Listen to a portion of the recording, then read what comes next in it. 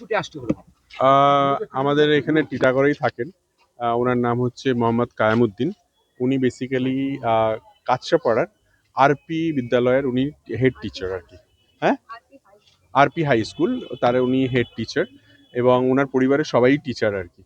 So SIR এর জন্য যে প্রেশার টিচারদের উপর এবং ওনার উপর উনি যেহেতু বিএলও 1 এবং ওনার উপরে এমন প্রেশার যে আহ, এখন কোন নাম কাটা যাবে, কেন কাটা যাবে, 2002 এর নাম রয়েছে অথচ সব ঠিক আছে, তারপরেও সেই নামগুলো কেন রয়েছে সেসব নিয়ে এমন একটা হ্যারাসমেন্ট তৈরি হচ্ছে যেখানে ওনার মনে হচ্ছিল যে, আমি ওনার সঙ্গে কথা বলে বুঝতে পারলাম, আর উনি ভীষণ সফট এবং ওদের পরিবারটাও ভীষণ সাধারণ মধ্যবিত্ত পরিবার, একদম কোনো ঝুট ঝামেলার মধ্যে থাকেন না। সো বেসিক্যালি এসআইআর এর জন্য এখন যে প্রেশারটা পড়েছে এবং প্রেশারের পরে দেখছে ইললজিক্যাল একটা কোনো কিছু হচ্ছে যেটা জোর করে ওনার হাত দিয়ে করানো হচ্ছে এবং যেহেতু ওনারা একটা অন্য কমিউনিটি বিলং করে এবং জোর করে সেই কমিউনিটির লোকজনকে যাতে কিছু নাম উনি ভাবছেন যে কি করে হতে পারে যে আমি জানি এরা এখানকার মানুষ এবং তারা 2002 ভোট দিয়েছেন, সব ঠিক আছে, তারপরেও আমাকে দিয়ে প্রেশার করানো হচ্ছে। সো এই প্রেশারটা উনি নিতে পারেননি যে আমার দ্বারা কোনো ভুল না হয়ে যায়, আমাকে দিয়ে কোনো ভুল কাজ করিয়ে না নেয়, যার জন্য এই প্রেশারটা নিতে পারেননি বলে উনি সুসাইড করতে গেছেন আজকে গঙ্গায়।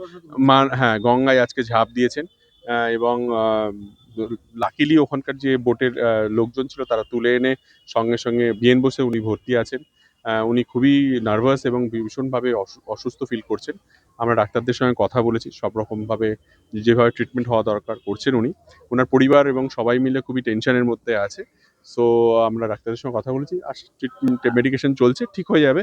বাট এই ধরনের মানসিকতা মানে এসআইআর একটা বড় প্রসেস, মানে 1 বছর 1.5 বছরের প্রসেস, সেটা 2 মাসের মধ্যে এবং ভোটের আগেই করতে হচ্ছে কারণ বিজেপিকে ওরা একটা ম্যাথামেটিক্স করেছে, একটা অঙ্ক করেছে, সেই অঙ্কের মধ্যে দিয়ে ভাবছে যে ওই অঙ্ক যদি মেলাতে পারি তাহলে হয়তো আমরা ইজিলি পশ্চিমবাংলায় বিজেপি শাসন চলে আসবে।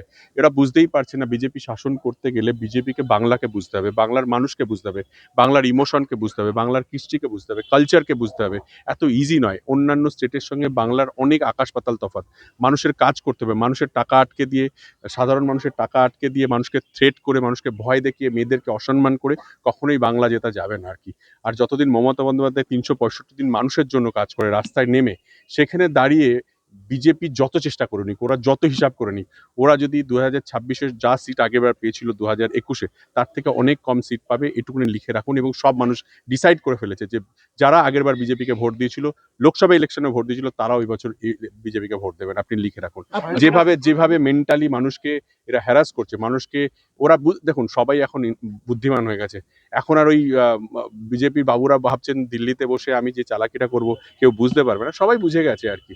যাই করুক, এবার এই এসআইআর যে এই যে হ্যারাসমেন্ট, এই কথায় কথায় মানুষকে লাইনে দাঁড় করা, সে ডিমনিটাইজেশন হোক বা আধার কার্ড হোক, এই এসআইআর হোক, সব ব্যাপারে মানুষকে রাস্তায় নিয়ে এসে দাঁড় করা, এইটুকুনি বুঝতে পারছেন না যে এটা একটা প্রসেস। এসআইআর হোক, কিন্তু এসআইআর এর জন্য একটা টাইম দরকার, যে বড় প্রসেস কি না ঘটে গেছে এই এসআইআর করতে গিয়ে, এবং এক একটা স্টেটের জন্য এক এক রকমের নিয়ম। সো এর জন্য মানুষ এফেক্টেড হয়েছে, এর ফল 2026-এ বাংলার মানুষই দেবে আর কি। এখন তিনি কেমন আছেন? তিনি অনেক বেটার আছেন, বাট ডাক্তাররা বলেছেন একটু মেডিকেশনের দরকার আছে, বাট ওনাকে কনফিডেন্স দেওয়াটাই ভীষণ ইম্পর্টেন্ট আর কি। স্থানীয় জনপ্রতিনিধি উচ্চতর নেতৃত্বকে জানিয়েছেন? না, আমি জাস্ট শুনেই সঙ্গে সঙ্গে আমি এখানে চলে এসেছি। আমি অবশ্যই উচ্চ নেতৃত্বকে জানাবো, এখন অবশ্যই এখান থেকে বেরিয়ে জানাবো। আমি জাস্ট খবর পেয়েছি, আমি সঙ্গে সঙ্গে চলে এসেছি। পরিবারের লোক একটাই বলছেন যে উনি ওরা প্রত্যেকেই পরিবারের সবাই টিচার আর কি। ওনারা ভীষণই ভালো, ওনার সঙ্গে কথা বলে যেটুকু উনি বুঝতে পেরেছি যে ওনারা ভীষণ ভীত আর কি, যে তাহলে কি হবে আর কি, হোয়াট নেক্সট।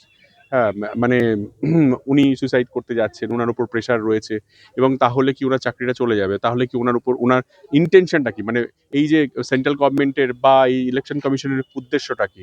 হ্যাঁ, মানে এইসব নিয়ে ওরা একটু চিন্তা করছে, ন্যাচারালি চিন্তা হওয়াটাই খুব স্বাভাবিক। মানে একটা মানুষ কোন পরিস্থিতিতে পড়লে যে সুসাইড করতে যায়, সেটা একজন মানুষই বলতে পারে যে সুসাইড করতে গেছিল আর কি। সো এরকম একটা অবস্থা। প্লিজ আমি একটাই কথা বলবো যে সব কিছুর জবাব আমাদেরকে 2026-এ ব্যালট পেপারে দিতে হবে।